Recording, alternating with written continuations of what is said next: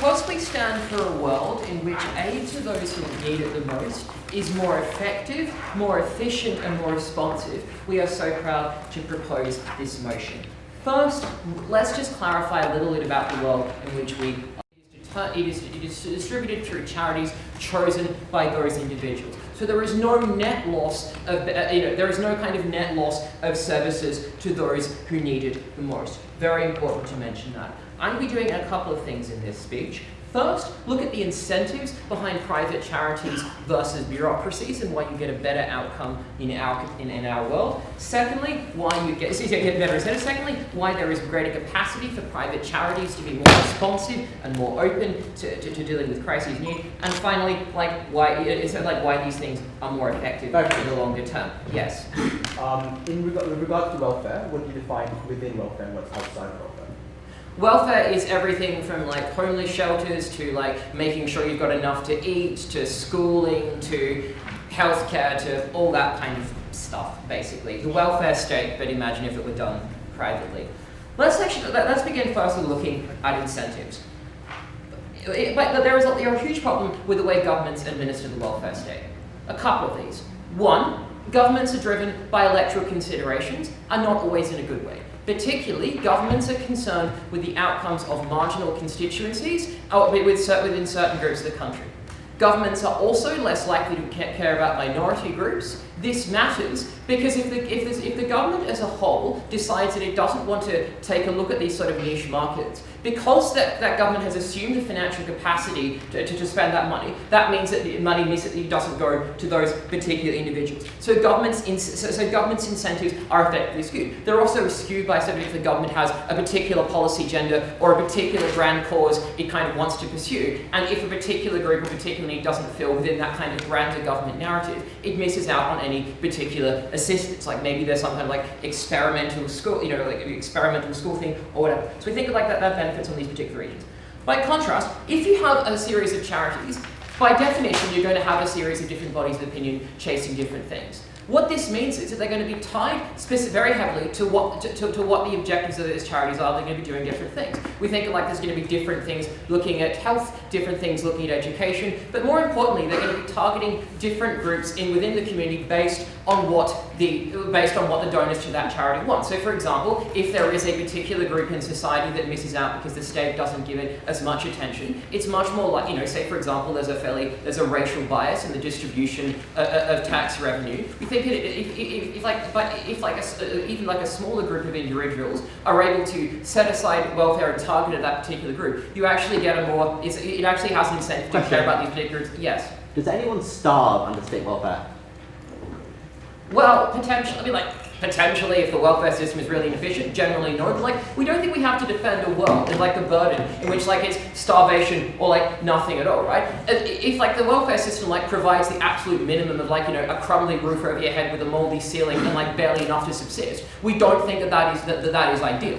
We think we get a better outcome and more targeted things on our side of the house. So then let's move on to the second point, which is capacity. Why are private charity groups better at doing things? A couple of reasons. One, they have specialized knowledge. This means that because they are looking at specific problems, whether it be LGBT or housing for certain communities, but because they're targeted at that particular thing, they're going to have a more detailed knowledge of that thing. By contrast, you have sort of a monolithic bureaucracy. You have policies that are determined. No, thank you. You have policies that are determined centrally. It doesn't necessarily have the resources to sort of respond. To have have in-depth knowledge of particular issues. Secondly, there's capacity to respond to things really quickly. Right? Bureaucracies are vast things. To get any sort of change takes time. You have to go through committees, you have to go through, you have to get some approval for things, you have to run all sorts of different things. By contrast, a private charity that is targeted at a specific cause can make an appeal very quickly and build on this existing infrastructure to move into a particular problem far more quickly. So we think that is a unique kind of thing on that sort of side of the house. And this sort of ties into sort of a broader point about effectiveness.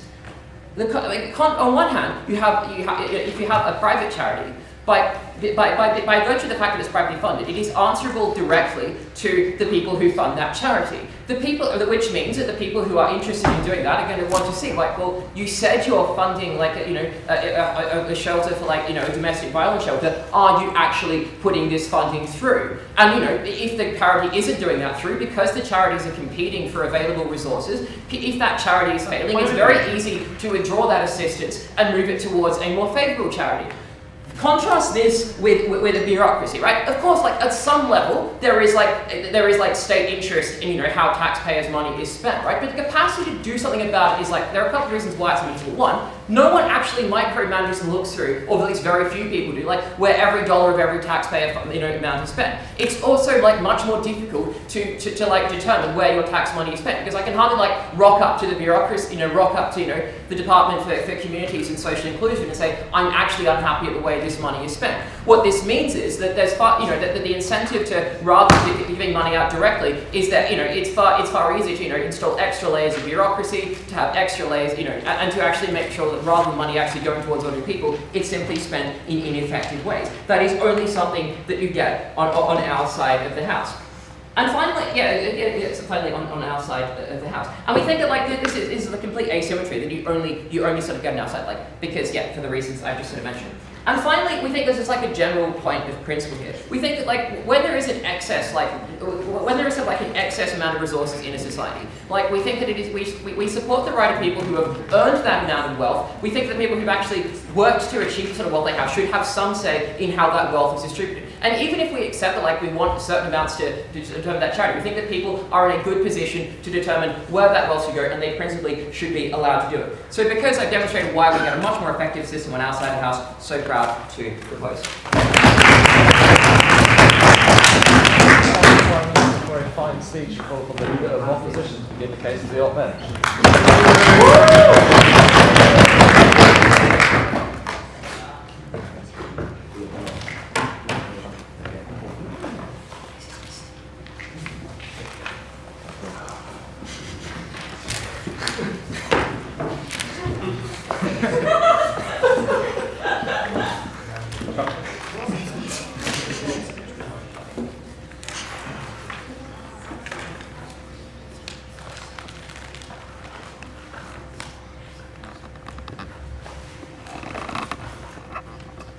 Crumbling roof over your head is better than no roof at all. An adequate but not great amount of food in your belly is better than starving to death. Panel, opening government failed to contend with the reality of the situation. When you take away power and give the most amount of power to the people who need it the least and have the least amount of ability to relate to the people who need it the most, people die. We don't like that. What am I going to do in this speech? I'm going to tell you why the state is obligated to do this, both to do it full stop and to do it properly. I'm going to tell you why the state is better at it. I'm going to tell you where the money ends up and why we clearly win on that metric. So to start off, why do you think the state has a duty to make sure that everyone is alive? We think the state is a violent leviathan. We think the state may take your money, thank you, Jack. But we think the state takes something much more important than that. It takes away your rights. It takes your ability to be free. Your life is coerced by the laws of the people that you live under, by the policeman at the end of the road, by the option that the government may at any point in your life pick you up and put you in a box for 20 years because you did something that they did not like. We think at the stage where the state takes you out of this state of nature and enacts this massive amount of violence upon you with this threat, there is a duty for it to reciprocally provide you with basic goods, basic needs and basic rights. I will point out that every single right you have is contingent on you being alive. Therefore, if people die, we win. But I think many other rights, such as basic dignity, basic security, things that it should provide as well, we don't think that the charitable sector can provide that. Point. No. Okay. Sure. Moreover this, not only does it have a duty to do this, but it has a duty to make sure that it is done right. That is to say, even if there is a plausible world in which the charitable sector might do most of it, it is an act of negligence for the state to applicate any power at the stage where it cannot guarantee that that group will do it better. I will prove why that's going to happen coming up. So let's talk about incentives of the state, why I will actually do it better, right? Because we think that the state has a much bigger incentive than any other group to cater for the most vulnerable. Why? Because everyone can vote. No matter how poor you are, no matter where you live, you have the right to vote. That is to say, a huge portion of the national poor have the ability to influence the state. We see this that in almost every civilized state with a party political system, there is one party which caters specifically to the needs of the poor, that is pro-welfare and pro-benefit. This is really important for several reasons. Firstly, if they're in government, they can secure the rights of these people. Secondly, even if they're not, they can raise discussions in Parliament. They can publicly criticise the failure of the government to enact these rights for these people. That is to say, if there is a government that is not doing enough benefits, if someone like, say, Schmier, Schmunk and Schmiff decides that some people don't need money to live, then the opposing party can say, people have died, you have blood in your hands, you need to do this better. We get a better accountability on our side. And finally, if any government, even without any of these mechanisms, deviates too far from the centre, deviates from giving some basic rights to these people, they risk losing a huge amount of votes, which means no matter which party is in power, they will always have a huge incentive to cater for the rights of everyone. So what happens when charities get money? Why is it different, right? Firstly, I'm going to tackle this problem of ability. Why are governments better? Number one, scale. They say charities have expertise. We have more expertise. The government is big. We have academics. We have spec knowledge. We have lifelong members of the civil service who have worked on this, who are literally the ultimate experts in this field, right? We have the Office of National Statistics. That's good, right? We can see where the people are. We can see what people need.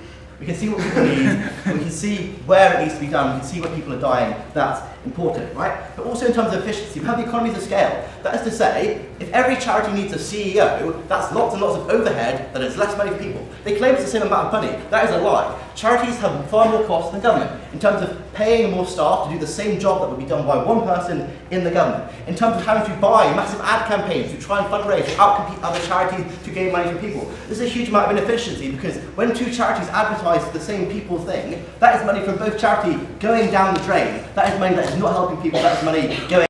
That's really important, right? Yes. So where do you think the money ends up when you abdicate responsibility in the private sector? I've already told you you're disproportionately giving it power to a certain group of people. Old white men. The people with all the money. The people who have the most amount of capital. Notice under the current system, every individual has the same amount of ability to influence the state as to where that money should go, which means that people who most need more voice. When you give more power to the people who have the money, then the money goes to the causes that the people with the money think are important. Spoiler alert, that's not the way places should be going. That is to say, old white men probably care about curing old white men diseases like Alzheimer's and cancer, than making sure that people in the suburbs of certain parts of Glasgow even get to the age where they could have that disease in the first place. So that is to say, closing. Opening. Is it easier to get to the top of a party if you're a cis-het old white man, or is it easier for, say, an Asian or someone who doesn't belong to that hierarchy to, say, get to the top of an NGO? Please do the comparison here. So one, I would posit that the vast majority of NGOs are charitable foundations set up by large charitable donations by old white men, such as the Sutton Trust. But secondly, I've always talked about that even if you are not, even if you are a cis-het white man, the fact that someone who is not cis-het and white can vote you out of office means that you have a heavy incentive in treating them as an equal stakeholder, right? So what happens? Presumably, at the stage where people give most of their money to these charitable causes that aren't based on keeping people in poverty alive, at the stage where they have more money from that sector to the other sector, that is to say, given that under the status quo, a large amount of people can barely get by on benefits, and we're told regularly that the welfare budget must be subject to austerity, that we can barely do it, the fact that even the government is not perfect and people still do sometimes have to use food banks to an extent. Basic benefits that people use to feed the dying, as soon as they start dying, they lose. Because people die on their side and they don't die on our side. I only give you the final thing. When people walk past a homeless person on the street, do they give them money? Do they give them enough money to get a room for the night, or do they buy a pumpkin spice latte and some avocado toast? We say that when people are given the free will to help someone who literally could die in the next 24 hours, they often walk away. We think the state has a duty to all these human beings who it takes its rights from. We think the state should fulfill that responsibility. We're very happy to stand in opposition.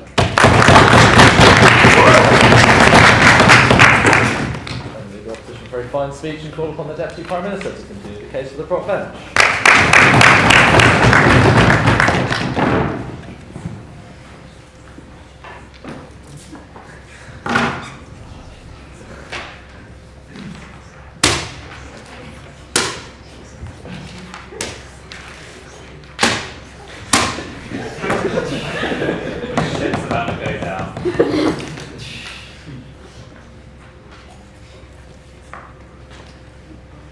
We think the Leviathan of the welfare state is unjust. And we'd very much like to refer to an Ezekiel state of nature than one in which we're governed by the so-called law and order. But that's not a debate. 3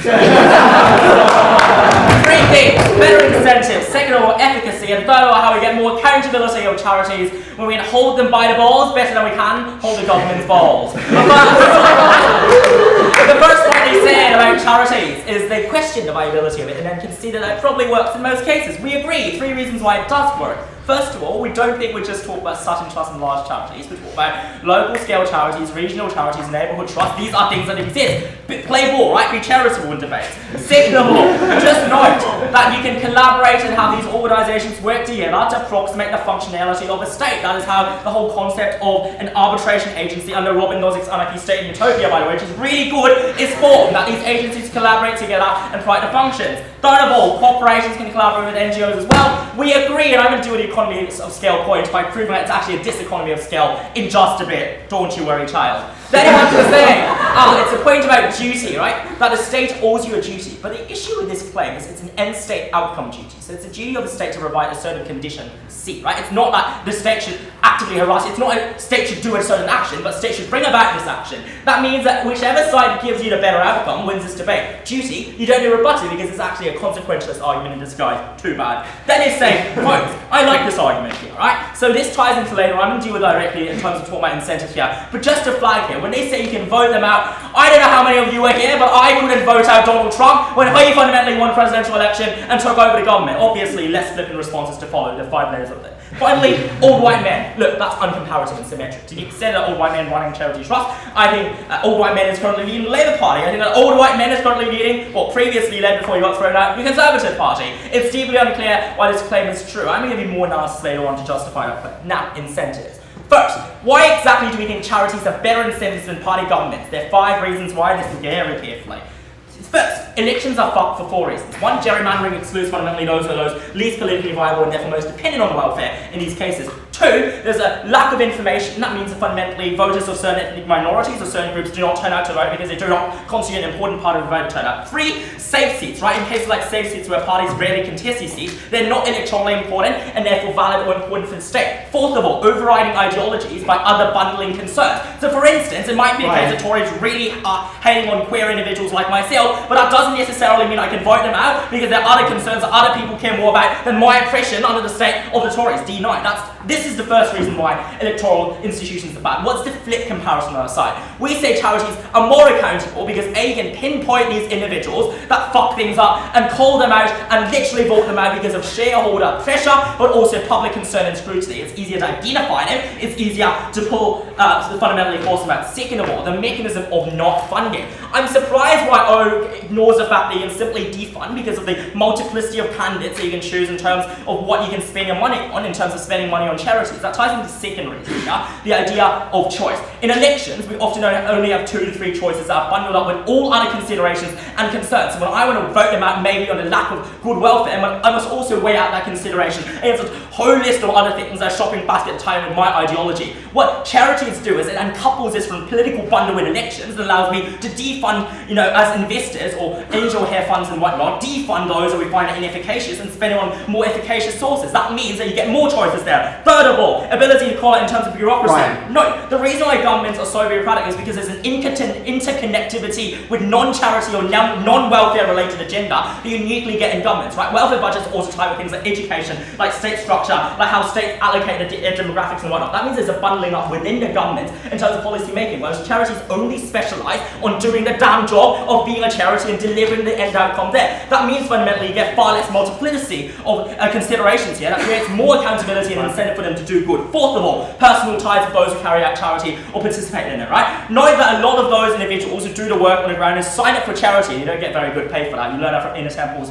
round 2 motion, by the way, is that fundamentally it's very hard for you to earn a good salary. So those individuals that self-select and go into them are those who most likely care about the cause. Whereas if you're a bureaucrat, A, you care about preserving the status quo because you fear being reprimanded for attempting to radicalise change, or B, you simply don't have as much personal connection there. Their rebuttal against this is, I like this, they say, look, but elections at the end of the day are still more accountable because you drag them out into the open. But publicity is also a condition that stands anyway. For charities, it's unclear why there's an exclusive factor. Any conclusion of this claim is to get better goods and services on the ground, but also better goods and services for those groups that are not electorally viable, but would still have people donating to them. For instance, this is the fifth level here, budgetary trade-offs, right? When I'm considering whether or not I spend $100 entirely on preserving, say, a common general disease versus treating a niche disease like a particular Huntington's disease, for instance, that trade-off often comes down to how governments make those arbitrations. And governments rarely opt for the Huntington's because it's hard to justify on a pure quantitative utilitarian scale.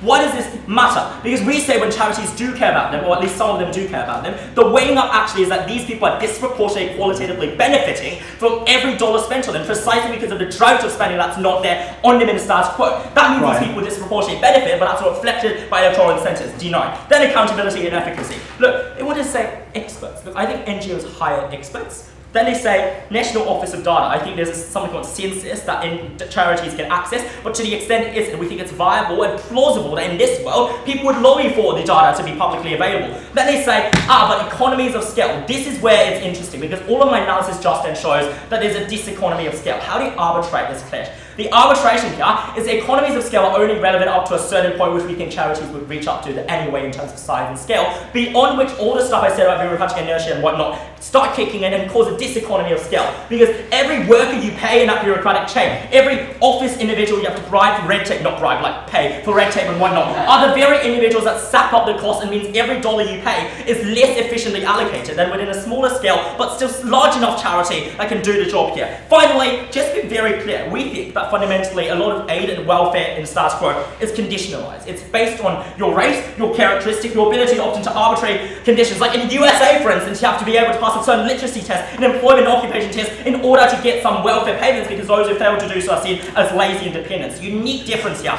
is that charities do not need to abide by these unnecessary laws and regulations, and therefore empower those who are most disenfranchised, excluded by society. For all of these reasons, I'm ever so proud to propose today. Thank you.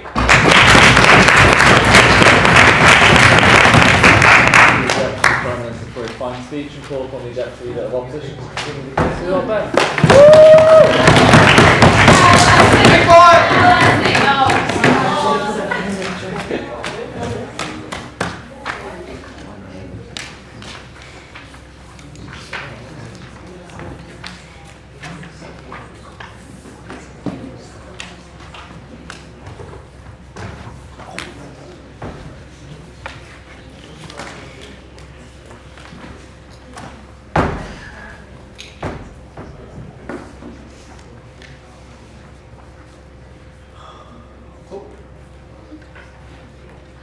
Great, the debate's purely on consequences, so CT can't run free where it doesn't exist. I think it's important to note, however, that Ryan's analysis is catered to something very, very fundamentally flawed, and that is the concentration of public scrutiny is one they didn't account for.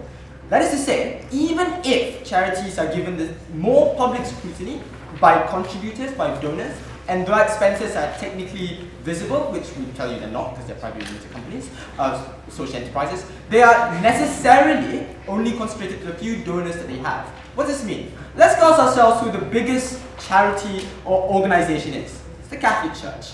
I think to a large extent, right? And it goes, in many ways that's the case.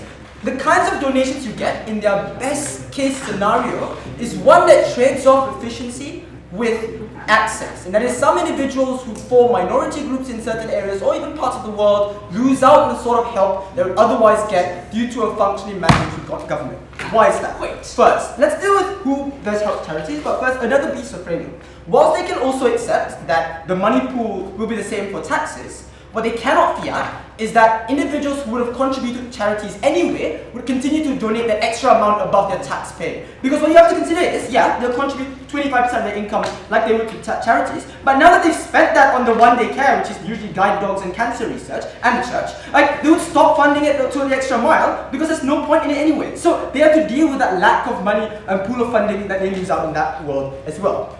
So, first, which entity is more efficient? At this point. We don't think the trade-off is just purely between access and efficiency. I think there's a case that governments are more efficient. Joe gave you a few reasons. Let's add 5 more. The first is, I think there's no way for certain to know whether or not they are bureaucratically more efficient or not.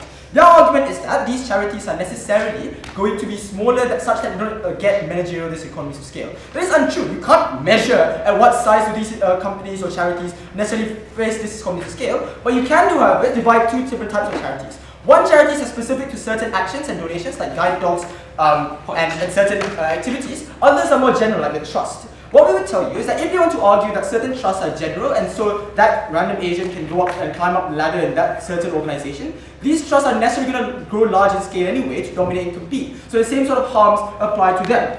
Fine, maybe they do get this managerial economies of scale, but what we lose in terms of organization because of this economies of scale, we win in terms of not paying massive CEOs large paychecks. I think Joe made this a really important point. Not only do you pay large paychecks to a CEO, you have to spend unnecessary traveling expenses. I can name one charity I worked for last year whose people fly first class. I don't remember whom, but like the point is that these are organizations that drive on prestige and status, and that sometimes they go the extra amount to spend on luncheons to attract their clients and marketing. And the point is, those are the kinds of outliers and funding that necessarily you lose out that governments don't because they don't have to do that. But thirdly, I think ad campaigns and marketing is really important. Joe talked about competition. This competition in the form of ad campaigns, marketing, spending on people to work to get money is in itself a waste of money as opposed to tax charities. Competition in this regard only limits the amount of money that you can actually have to spend on actual, effective work. Fourthly, it's not consistent. All NGOs rely on things like fads, the new thing. What's in it to help right now? One day it's malaria nets, the other time it might be something else. I think it changes depending on which employee from Goldman Sachs wants to contribute to a certain charity case.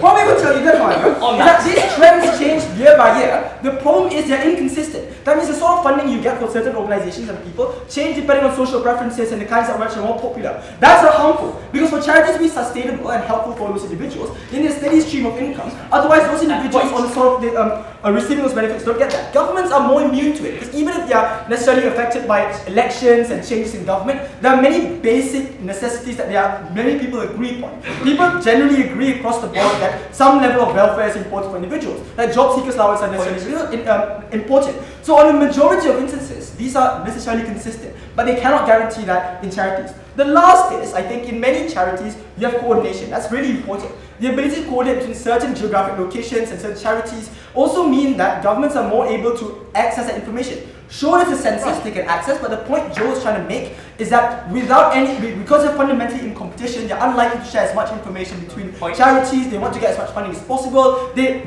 territorially demarcate certain areas that are important so that they get amounts of funding. What this means is, things you can save from like coordination or not having too many charities in one place cannot exist because necessarily they are always competing with each other. But in all those instances, even if they're not efficient, and for some reason they win this issue, why do we help minorities better? We need to understand, who are likely to be donors. Joe talked about old white men. But what this means is excuse the biases of the excuse charity and donations, as well as the welfare system, towards the preferences of the rich and the wealthy. What does it mean?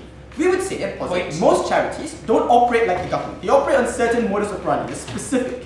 What that means is, certain actions get more funding than others. More so, certain charitable activities which we don't need much funding for get disproportionate amount of funding. That's really bad. It might be easier for that random Asian to go up the ladder in a certain organization. However, if those organizations are Catholic groups or are groups specified tied to specific individuals, groups of people, then it doesn't matter, because that means they can't cater to the groups of individuals they want to cater to. For example, maybe Muslims in a particular country where there's a Catholic majority, or even Coptic Christians in Egypt. Closing, I'll take one.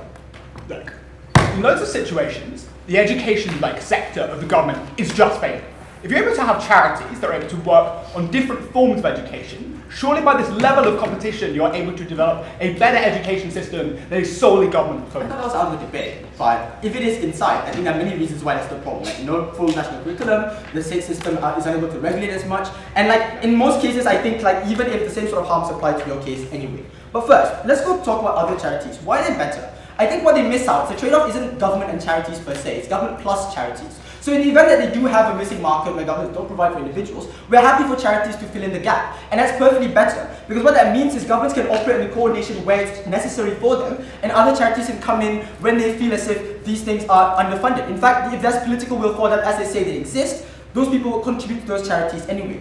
But the reason why elections is better than any sort of public scrutiny that they have is that elections are catered to more individuals. That is, it's not just funding and concentrated within a group of people who have that money, but it's concentrated upon a vote per person. Sure, there might be lobbyists, there might be individuals who dominate political parties, but the point is that individuals who are poor, who can't contribute to charities, have access to skewing certain incentives rather than their world. We're very proud to stand with Joe the Bible. Thank you very much.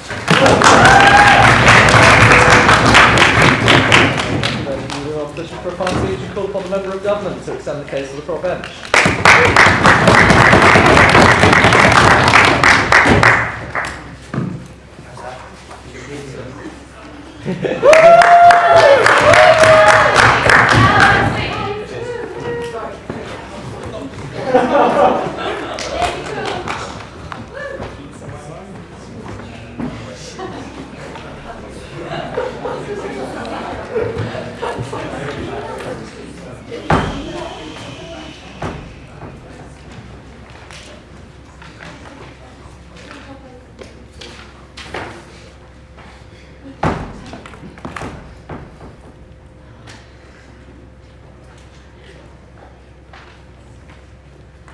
At this point in the debate, we need to take a step back and set a proper metric of what constitutes effective assistance to the poor, because that is what the entire opening half wanted.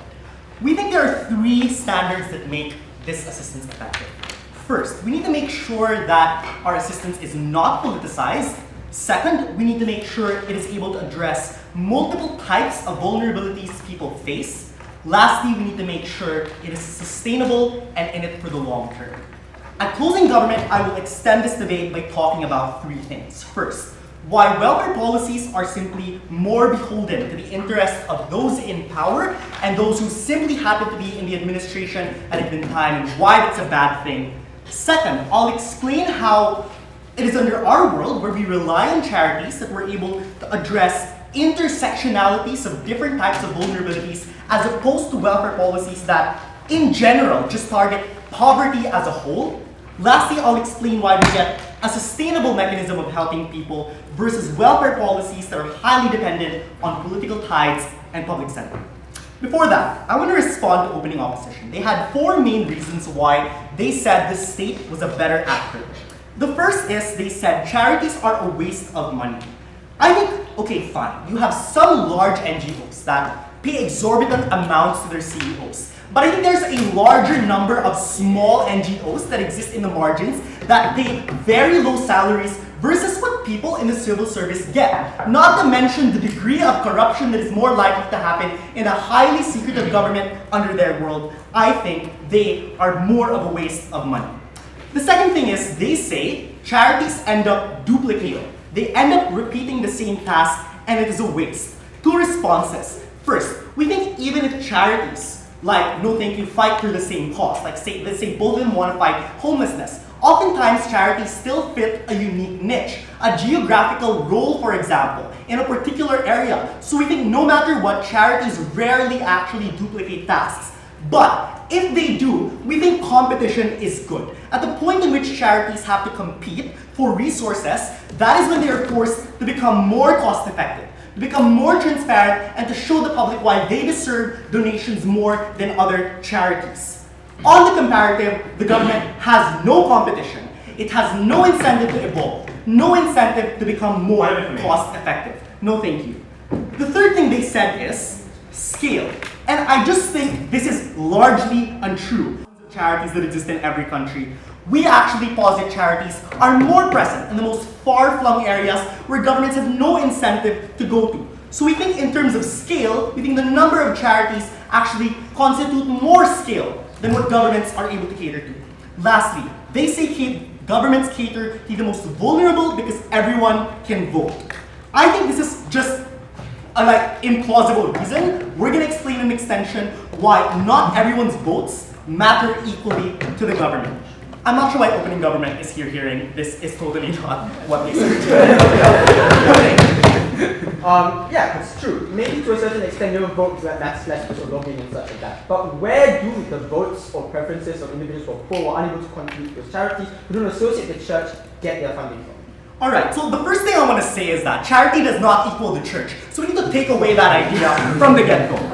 But let's move on to the first extension and talk about why welfare policies are prone to being politicized. So the idea you have to remember from CG is that welfare policies are more beholden to the interests of those in power. It affects the way welfare policies are structured and implemented. That is problematic. If you look at national governments, they often focus and invest the most welfare in areas that are both rich. These tend to be cities with huge urban poor populations. These aren't the areas that need charity the most. These governments have no incentive to go to far-flung areas with potentially minority populations because they don't get a benefit out of that. If you look at local governments, for example, they provide welfare in cycles. They create an artificial need for the population to need the government, and then provide that welfare the year before the election in order to get themselves back in power. That is what happens in most developing countries. What is the comparative? Charities have no political self-interest other than to survive. And in order for them to survive, the only thing they have to do is to keep proving to the public that they are doing their work properly.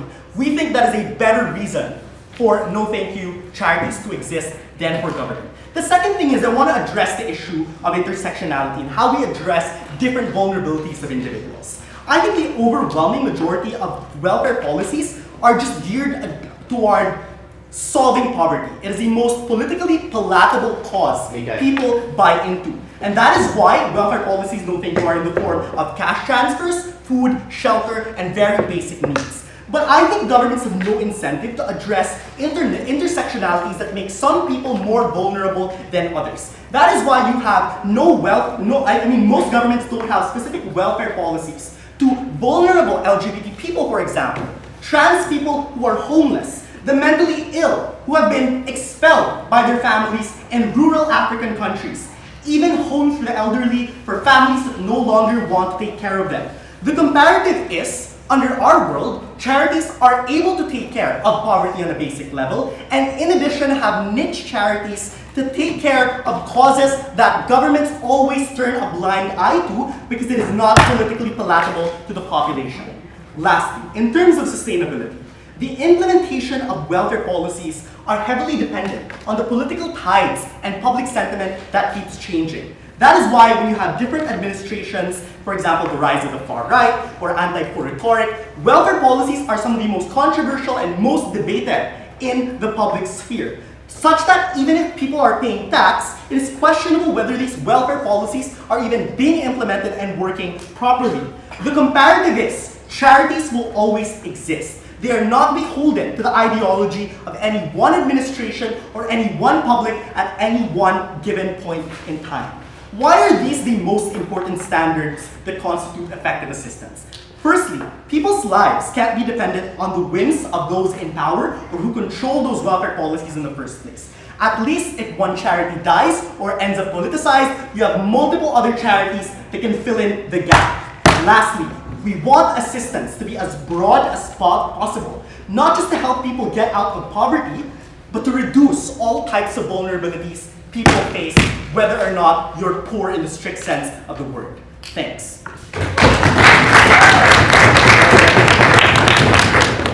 government for a final speech and call upon the member of opposition to extend the case for the bench.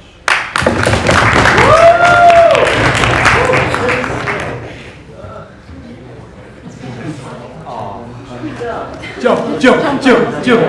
The leap of faith. Sorry. Is there more space there? I'm not jumping over. It's not that bad. It's like Miley Cyrus, Live Lives.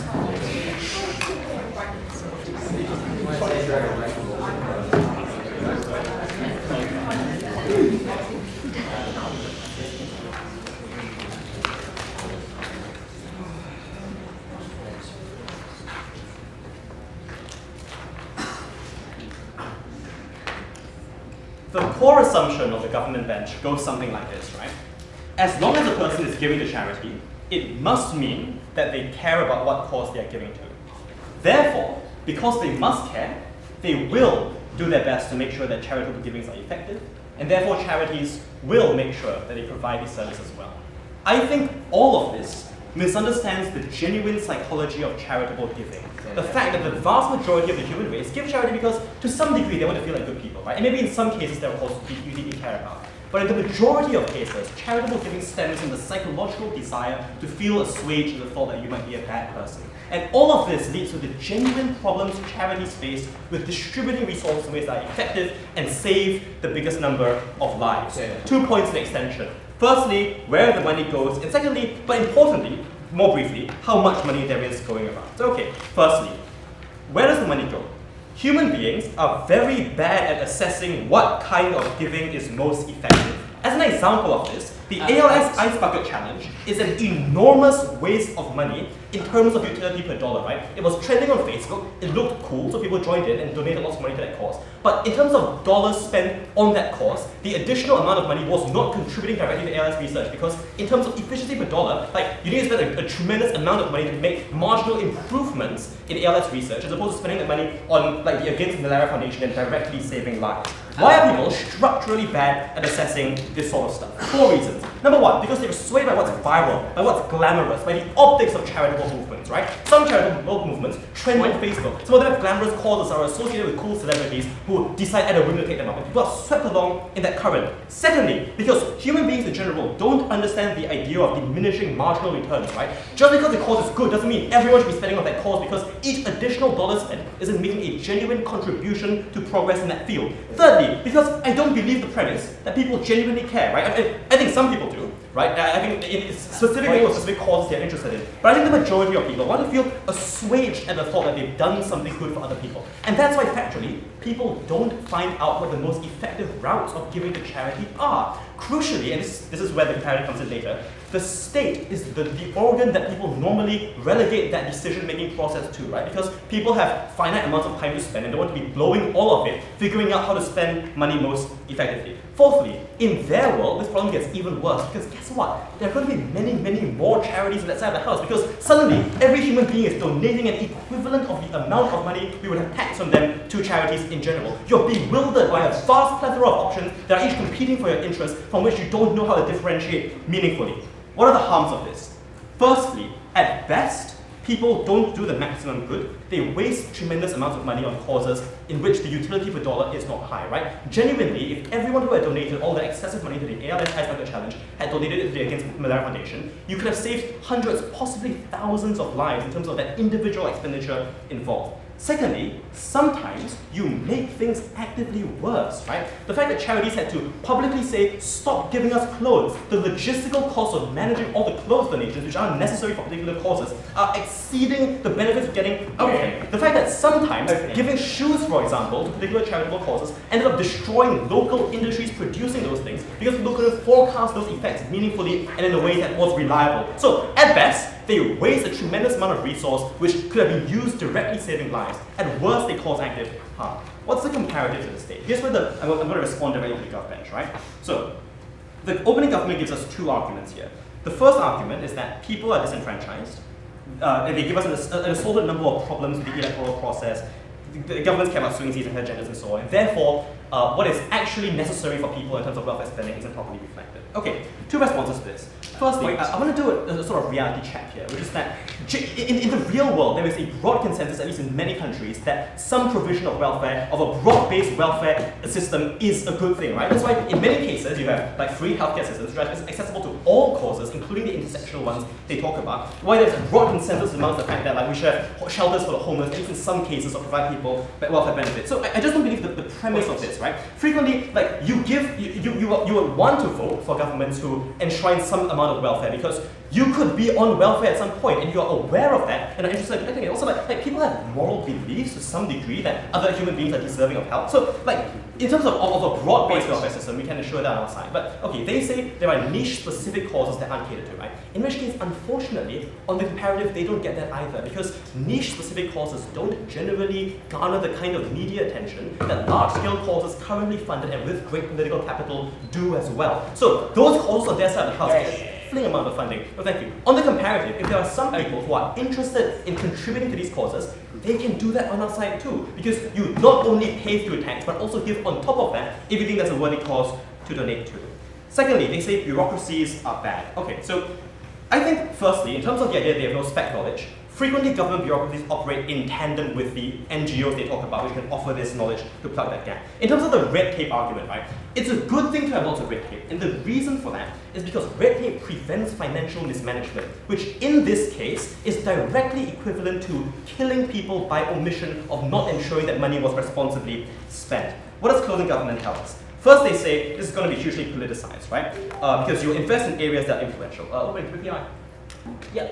So to the extent people are affected by moral interest and also have the ability to look up information, what we're saying here is that when you give up such a large amount to these charities, that's when they gain a unique incentive to ensure they don't just make misinformed decisions, as you have correctly identified they currently do in the status quo. Well, thank you, but there's so much of this information, and sieving through it takes time and effort, and it's not the sort of thing that other people will look at you approvingly for, because you just donated some niche cause they've never heard of, rather than that thing that was trending on Facebook that makes you look like a good person. So I just don't believe that on your side, people will do this responsibly. So they say it will be politicized, right? So to the extent that there is political interest, I think at the very least, there is a strong incentive for you to be not seen as discriminating against particular regions, because that looks very bad on governments. Can we get over the idea that governments only ever pander to the most extreme marginal safe seats, right? Frequently, the bureaucracies you describe that are in charge of welfare programs are, broadly speaking, not directly equivalent to the government. It's not like when I vote away, you don't vote away specific welfare policies. There are bureaucratic organizations that make decisions about what's optimal welfare policy that are separate from the incumbent government, even though they often operate in tandem with it. Finally, look, I think opening opposition is right, pointing out that the comparative is that people can give via tax and still give charity on top of that. But on our side, we strike that balance, because for the niche causes they describe on their side, those things get supplemented by that additional charitable donation. But for the majority of it, governments are better at making decisions, and that's why I'm proud to stand in opposition.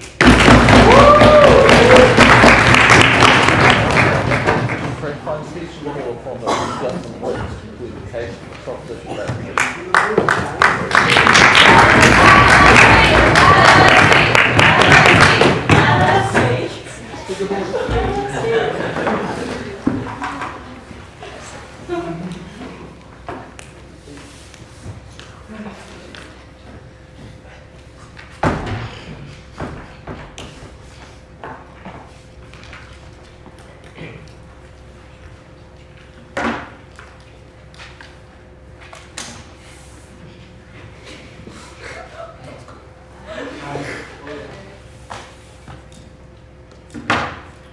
For those of you not sure where things fit in this very messy debate, Miko gives you a really clear criteria on exactly how to justify it. It is first in terms of politicized nation, whether politicization is good and something we ought to stop. Second is on the access, the ability to provide not necessarily universal access, as Oppa's standing by, but access to the specific people that need the specific treatments that they get on our side. Third, on sustainability and not having your whims, your policy and the things that directly affect you at the whims of political oppositions, whether administrators are in power.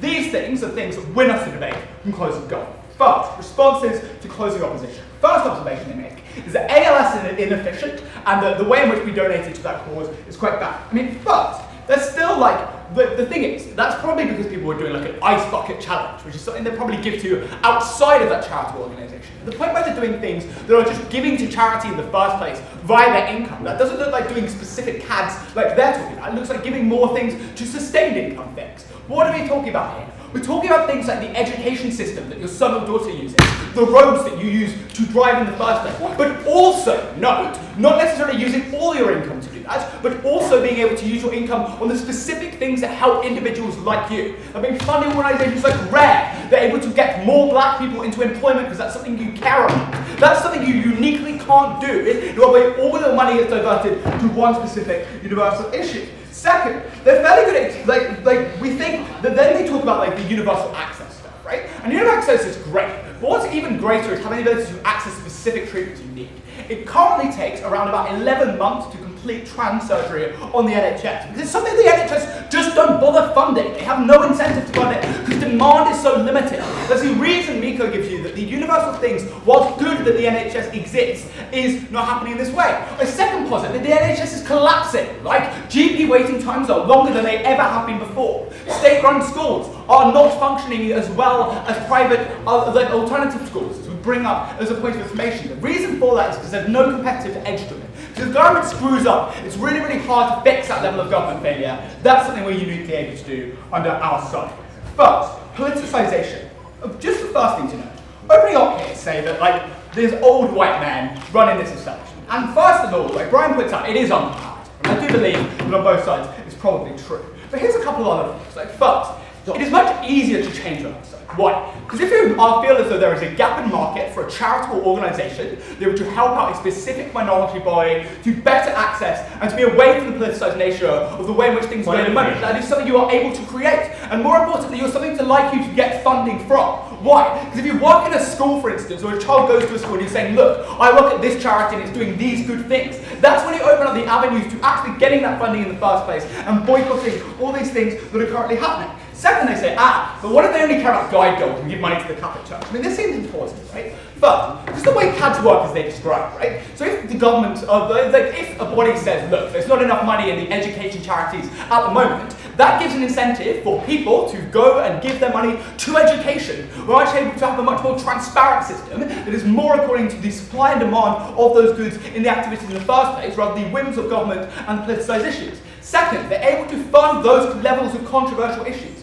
because they have the backing of individuals who are able to back this into the sun, rather than individuals who have to make it politically salient so they pass this policy in legislation to begin with. Why do we tell you this approach to politicization?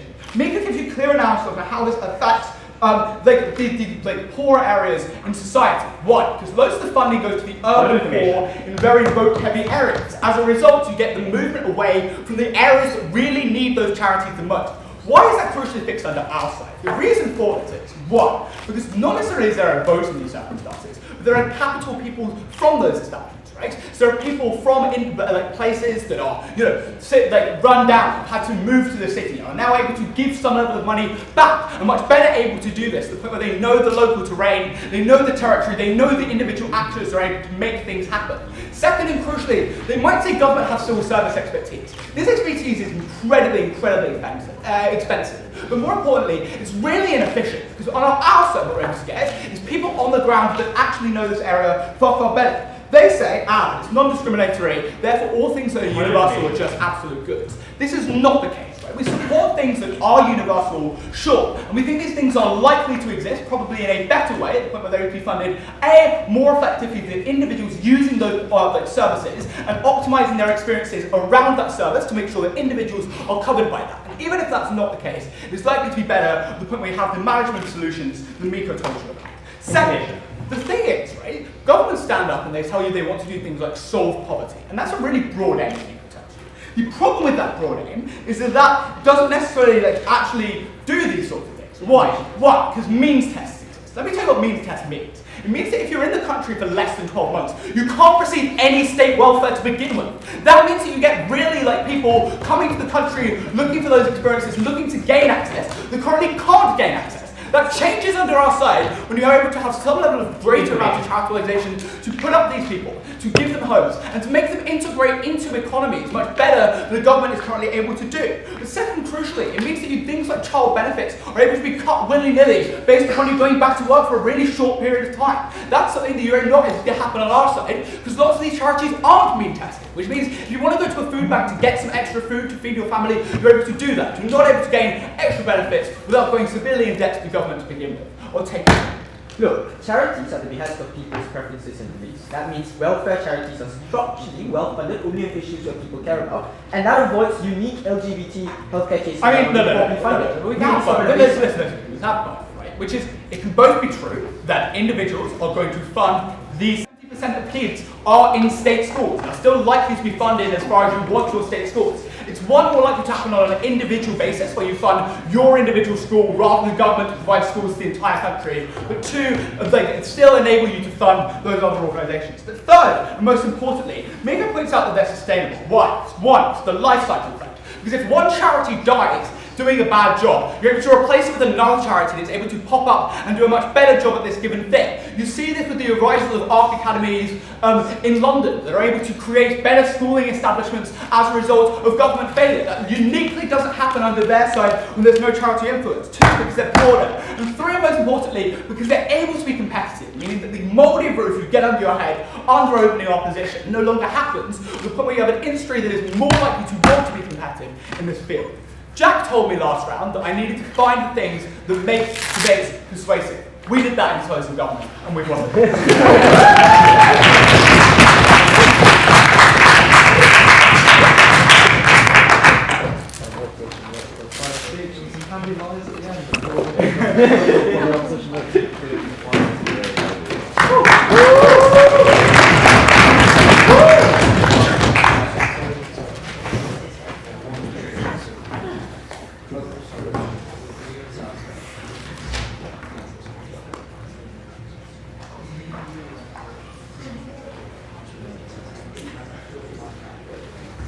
Always be obligated to protect you no matter what. That your state is obligated to protect your basic moral minimum. Taking that away and leaving it to chance, leaving it to the possibility that an ignorant society will may or may not invest in a charity that will help you, that is punishing to the individuals who do not have that assurance. So that makes it a principal duty that must be respected by every state, right?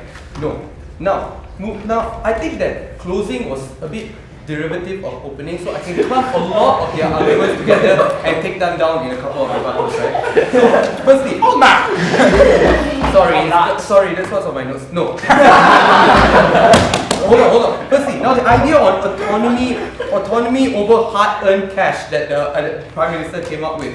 Now, there's no stability in what they're trying to talk about, and there's no fairness. Note that both sides of the House completely refuse to engage on the clear harms that have come as a result of the shift of power to the rich, the shift of options and choices to the rich, which clearly means disenfranchisement, clearly means oppressions, because now they have more options, sure, but they will have the options to pick the charities that they are in favor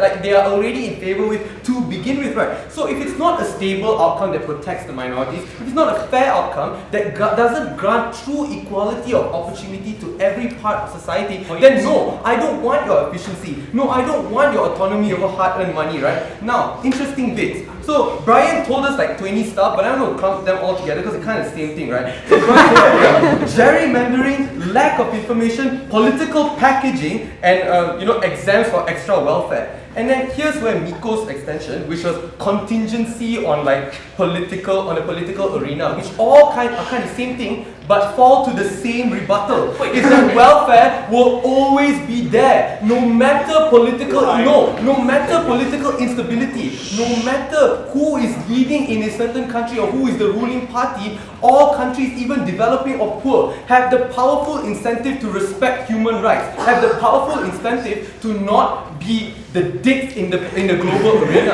to always maintain the basic moral minimum. Sure, there will be some changes, right? Maybe welfare will go up, maybe it will go down, but the basic moral minimum, opportunities to go to shelters, food, and things like that will always be present for the poor who desperately need it, regardless of the instabilities that they try to point out. No. Now the next thing that I can clump together, accountability of charities, the quality of charities, and the diverse options it provides. Now Miko and Brian both talked about this, right? Again, this does not bloody matter. Because look, yeah, sure, charity does not equal the church, we agree. But that's just an idea to highlight to you what the shift in power means. Because if there is a church and there is a temple in the United States, the church is going to get $10,000, but the Indian temple is probably going to get way less than that. And that is important, and they refuse to acknowledge that. No. So it doesn't matter if the church gets $10,000s of dollars and the temple does not get as much.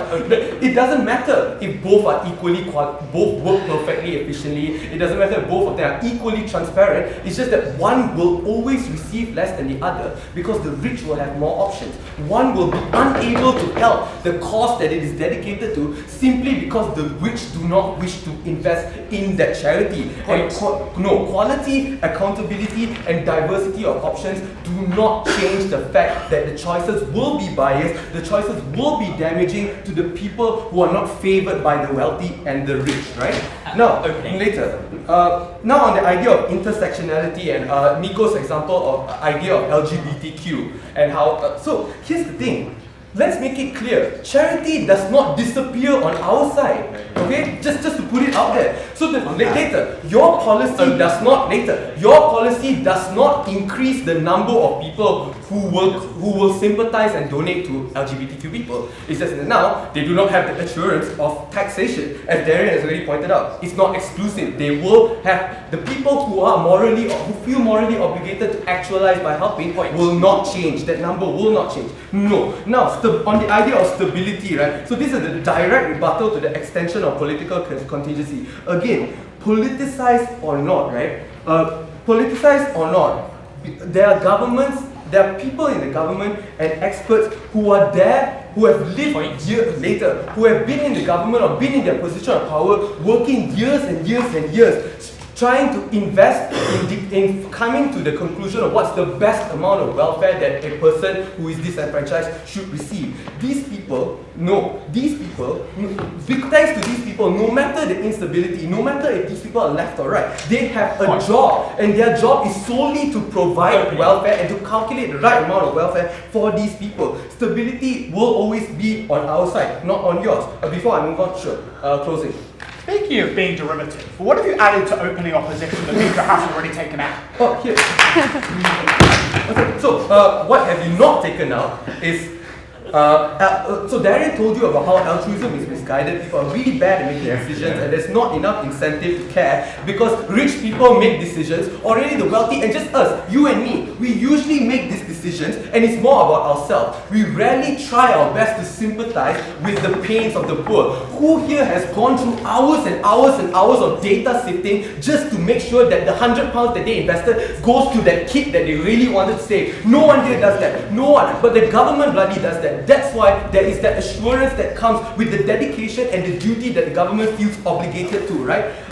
And also, so ultimately, why do we take this debate? It's just literally who helps the poor more, right? So number one, we win in effectivity. People in bureaucracies work and it's the sole purpose to make sure that the poor the pains of the poor will be mitigated. Data is something that you will not bother, but the government will bother to do, and stability never ends. There will be the element of fairness on our side, equality and assurance, and there is the protection of the being of these poor people, knowing that no matter what happens, the government will be by your side. No matter how dicky your government is, welfare will be provided, and their unwillingness to tackle the destruction of industries because there will be excess shoes that nobody needs, and the shift of power to the rich is the reason why we take this debate. Thank you very much.